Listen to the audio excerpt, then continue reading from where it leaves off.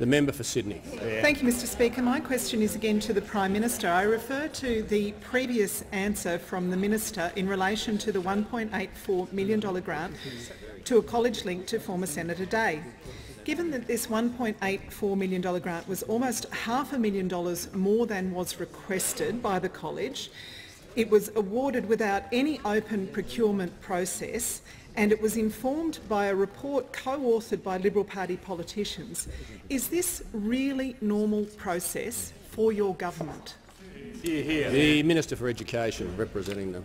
It is remarkable, Mr Speaker, to be lectured by the Labor Party on fiscal rectitude. This is the Labor Party who are responsible for the home installation program, colloquially called the Pink Bats program, which was responsible for killing people. The member for Sydney. It was responsible for people's deaths. The home insulation program was responsible for the deaths of young Australians put into danger in the ceilings of homes in Australia because of the Labor Party's Pink Bats program. And this party dares to lecture us about the delivery of programs. You should hang your heads in shame. You should be embarrassed to come into this House and ask us that are fixing up the mess of the 6 years of the Gillard-Rudd government to ask us about questions to do with the Minister will resume his seat.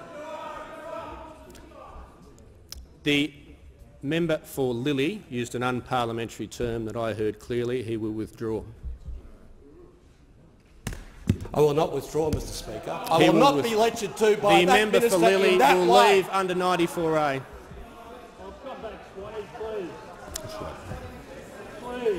The Minister for Immigration will be following if he interjects on the member for Lilly.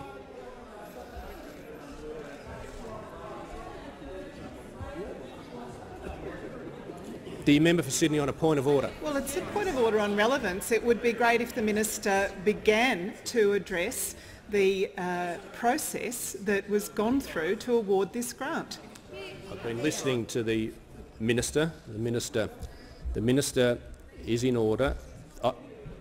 If the member for Sydney wishes to argue with me, she won't be in the chamber. I'm not going to debate these points of order endlessly. I will hear them, I will rule, and we'll move on. And I remind the member for Sydney, she's already been warned, and there's been a general warning issued.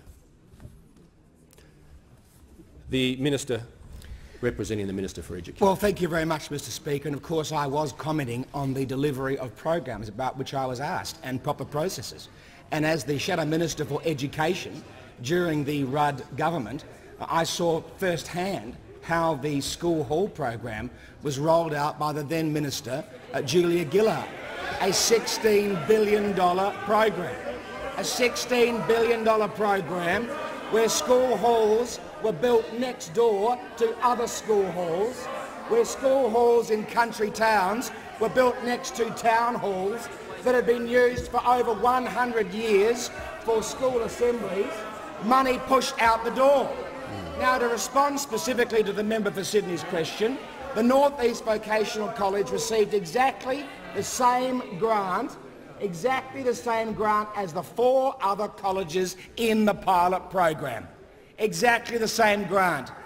The Minister, Senator Birmingham, did exactly what was required of him and his responsibilities. The department fulfilled their responsibilities. And therefore the member's question is the premise of the member's question is false, Mr Speaker.